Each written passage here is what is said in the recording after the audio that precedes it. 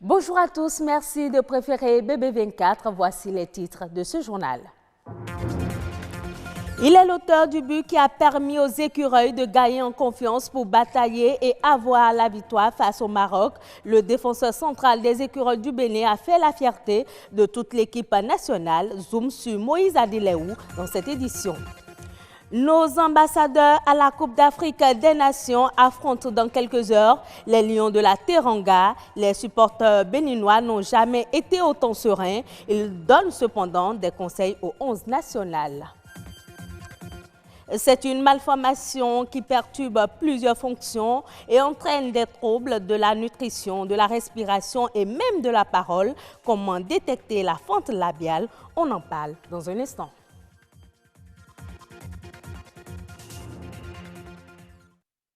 Bonjour.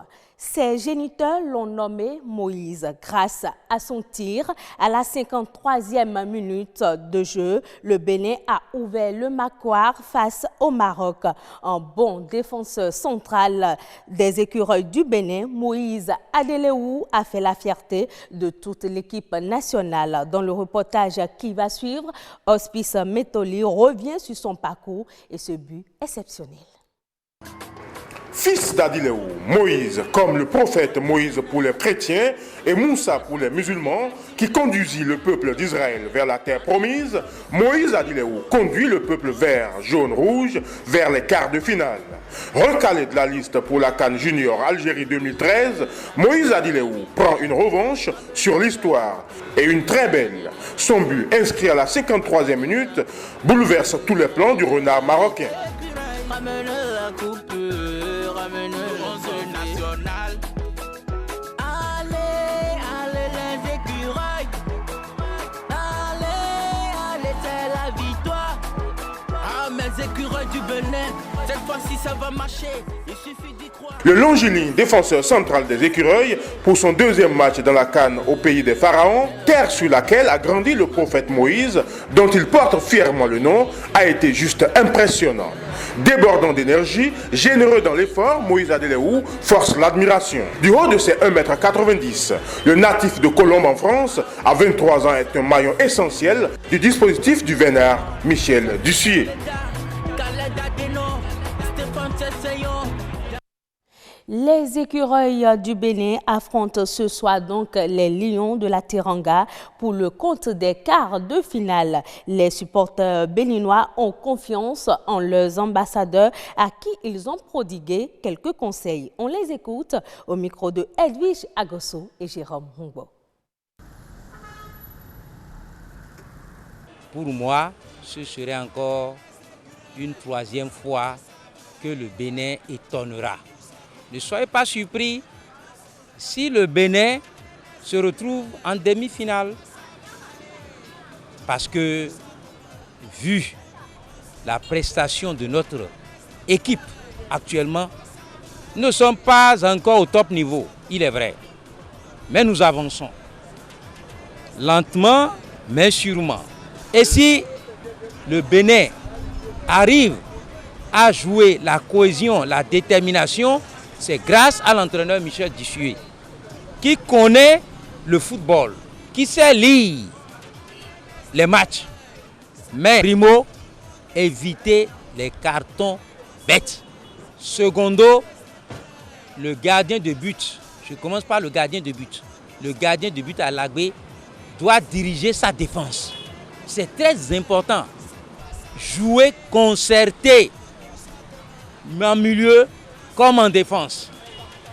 Maintenant, en attaque, procédez par des contre-attaques, mais pas des balles aériennes, non. Posez le ballon à terre, car les Sénégalais sont plus élancés que nous.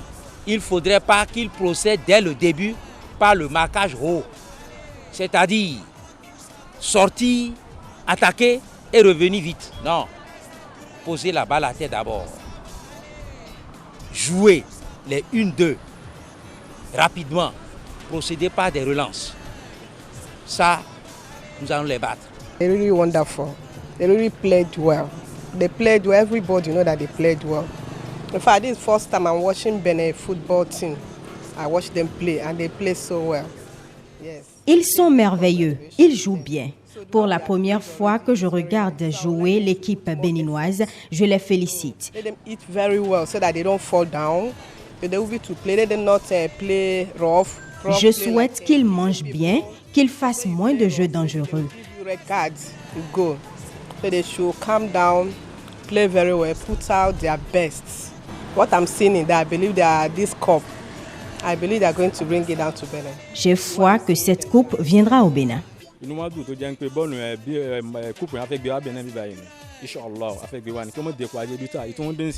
Notre joie est si grande que cette coupe doit venir au Bénin. Que nos écureuils ne se découragent pas, car nous allons les renforcer en prière. Les favoris s'en vont un à un. C'est notre tour, si Dieu le veut. Qu'ils observent la mesure en tout. Nous remercions le président Talon et prions pour l'équipe nationale. Nous allons battre le Sénégal 2-0.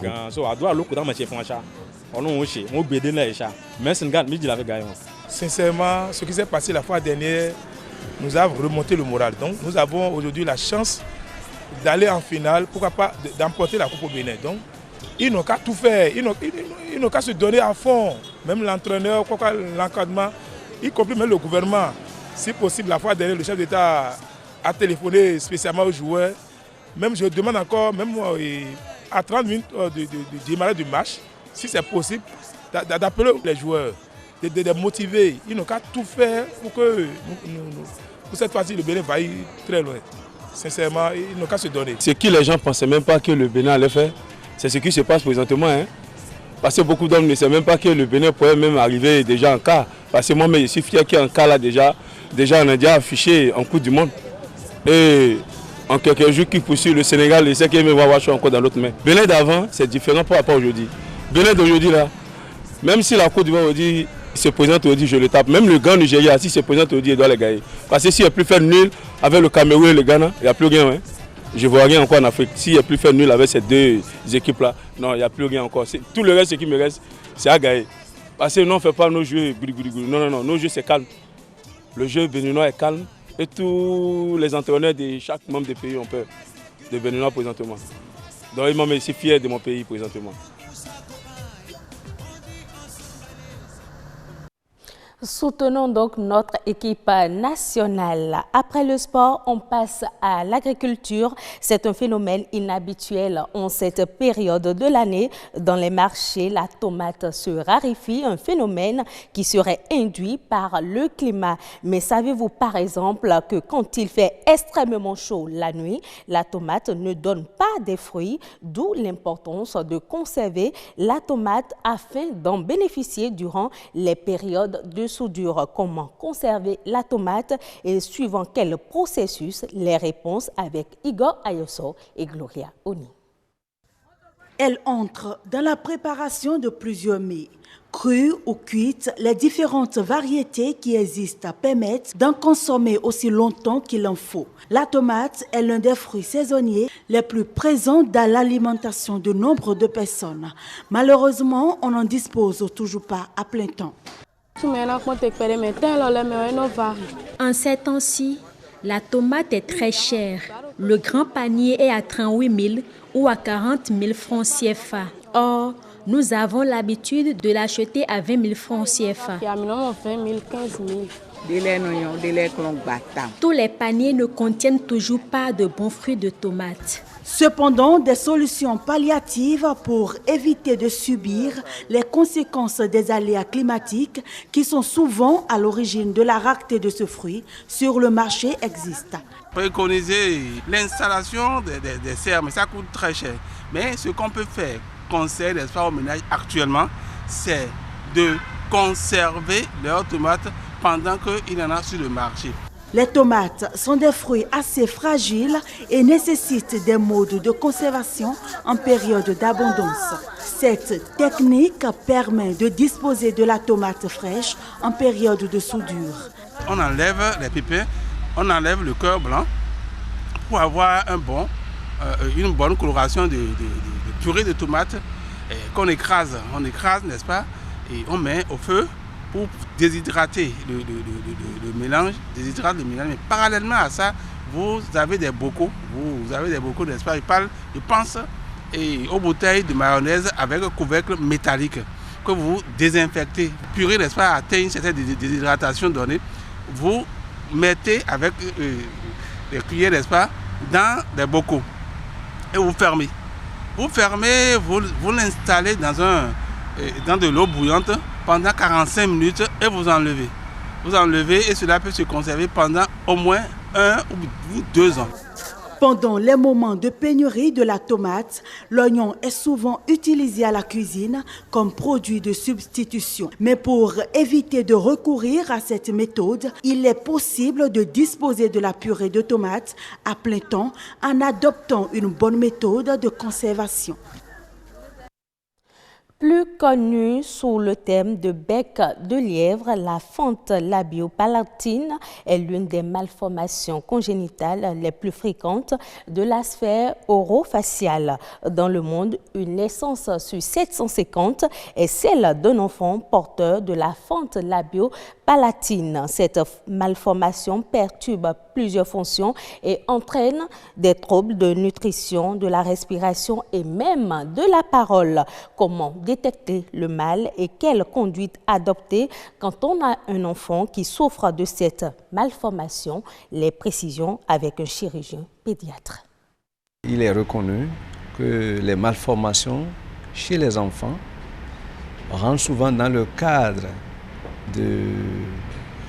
des grossesses, soit précoces, chez les filles qui ont eu, les filles mères, les personnes donc âgées de 15 ans, ou bien souvent chez des femmes qui sont tombées enceintes au-delà de 40 ans d'âge.